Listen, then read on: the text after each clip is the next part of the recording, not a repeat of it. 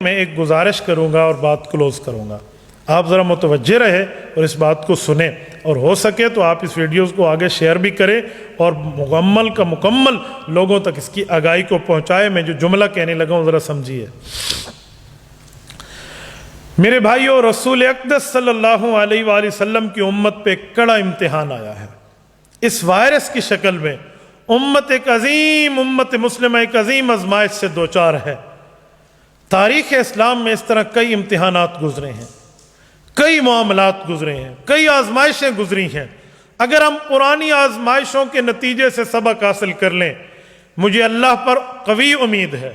رسول اقدس صلی اللہ علیہ وآلہ وسلم کے ان آنسوؤں کا واسطہ دے کر کہتا ہوں، میری بات کو ضائع نہ ہونے دینا. ضرور اللہ اس وبا سے پوری امت کو نجات عطا فرمائے گا. وہ کیا ہے؟ مسند دارمی میں امام دارمی رحمہ اللہ روایت لائے ہیں. الخصائص الکبریٰ میں، اس طرح وفاء الوفا میں، مختلف 20 کتب میں موجود ہے، کتب حدیث میں، کتب سیرت میں، کہ رسول اقدس صلی اللہ علیہ وآلہ وسلم کے بعد ایک زمانہ ایسا آیا، صحابہ کرام کا زمانہ تھا. ام المؤمنین سیدہ کائنات صدیقہ بنت صدیق سیدہ عائشہ صدیقہ رضی اللہ عنہا دنیا میں موجود تھیں. بارش کی قحط سالی، خشک سالی شروع ہو گئی، بارش برسنا بند ہو گیا، تو بارش کا نام و نشان نہیں تھا. امت اس بارش کی وجہ سے، نہ ہونے کی وجہ سے بہت پریشان تھی. صحابہ کرام سیدہ عائشہ رضی اللہ عنہا کے پاس یہ بات لائے. انہوں نے عرض کیا، مجھے ایک بات پر قوی امید ہے، آپ چلیے رسول اقدس صلی اللہ علیہ وسلم کی قبر مبارک سے ایک اینٹ کو ہٹا لیجئے، اوپر سے چھت سے ایک اینٹ ہٹا لیجئے، تاکہ قبر مطہر اور آسمان کے درمیان کوئی فاصلہ نہ رہے. جب قبر مطہر میں اور آسمان کے درمیان کوئی فاصلہ نہیں ہوگا، اللہ کی رحمت برسے گی. ہماری اماں جان، خدا کی قسم، بندہ کو اپنی ماں کے ہونے میں اور ام المؤمنین عائشہ صدیقہ کے ماں ہونے میں کتنا فرق نظر آتا ہے. قرآنی ماں، اسلامی ماں، ایمانی ماں. وہ بات سچی ہوئی، صدیق کی سچی بیٹی کی بات سچی ہوئی. وہ اینٹ ہٹائی گئی، بارش چھم چھم کے برسی، بارش برس کے برسی. بارش ایسی برسی جیسے برسنے کا حق ہو. حدیث پاک میں ہے، اونٹ اتنے موٹے ہو گئے کہ وہ کھا کے ان کے جو گھاس ہو گئے وہ چربی والے ہو گئے، پھٹنے کے قریب ہو گئے. اتنا زیادہ بارش برسی اور واہ معاملہ ہو گیا. وبا ختم ہو گئی، قحط سالی ختم ہو گئی، خشک سالی ختم ہو گئی. اے کاش ہمارے آج مسلم حکمران، اے کاش ہمارے یہ حکمران وقت آج سارے اکٹھے ہوتے اور مدینہ منورہ جاتے، وہاں کے حکمرانوں کو ساتھ لے کر مسجد نبوی میں پہنچتے، عین قبلہ، عین روضہ رسول کے سامنے ہوتے، اور رسول اقدس صلی اللہ علیہ وسلم کے اس روضے کے اوپر آج بھی چھوٹی سی جگہ موجود ہے جہاں سے کھولا جا سکتا ہے کہ اوپر سے ڈائریکٹ بارش برس سکتی ہے، اور جو ہے نا بالکل فضا صاف ہو سکتی ہے. آسمان اور قبر مبارک کے نزدیک کا معاملہ کچھ نہیں رہتا. وہاں پہنچتے اور اس کو کھولتے اور رسول اللہ کی خدمت میں صلاۃ و سلام پیش کرتے، پڑھے ہوئے قرآن کریم، پڑھی ہوئی نفل عبادتوں کا ہدیہ اللہ کے رسول کو کرتے، اور اللہ سے معافی مانگتے، اللہ سے توبہ کرتے، رب العزت سے آوزاری کرتے، اور رسول اقدس صلی اللہ علیہ وسلم کی خدمت میں عرض کرتے، اے اللہ کے رسول، ہم گناہ گار ضرور ہیں، خطا کار ضرور ہیں، روسیہ کار ضرور ہیں، اے اللہ کے رسول، پر آپ کی امت میں سے ہے، ہم آپ کے نام لیوا ہیں، آپ کے اللہ پر ایمان رکھتے ہیں، آپ پر ایمان رکھتے ہیں.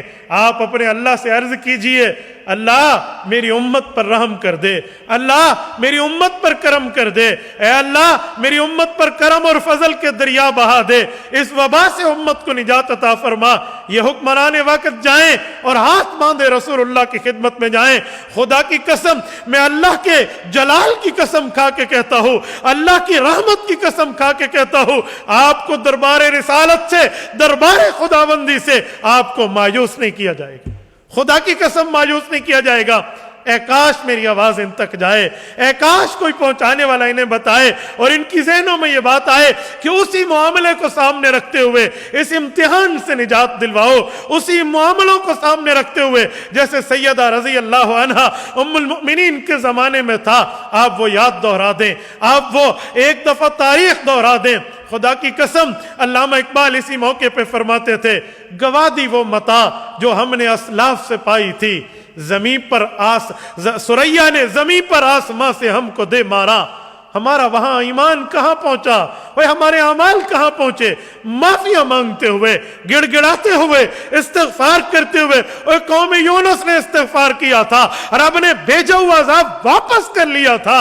اور جاؤ اللہ کے رسول کے دربار میں جاؤ، معافیاں مانگو، ایمان کے ساتھ جاؤ، اسلام کے ساتھ جاؤ، کلمے کی دولت کے ساتھ جاؤ، دین کا واسطہ لے کر جاؤ اور رسول اللہ کی خدمت میں جاؤ. اور اللہ کے رسول نے ہاتھ اٹھا لیے، خدا کی قسم یہ ہاتھ خالی نہیں لوٹیں گے. یہ وہ مبارک ہاتھ ہیں جس ہاتھ کی انگلی اٹھتی ہے چاند تو ٹکڑے ہو جاتے ہیں. یہ ہاتھ اٹھتے ہیں، ابو ہریرہ رضی اللہ عنہ گھر میں بات میں پہنچتے ہیں، ماں کو کلمہ پہلے نصیب ہو چکا ہوتا ہے.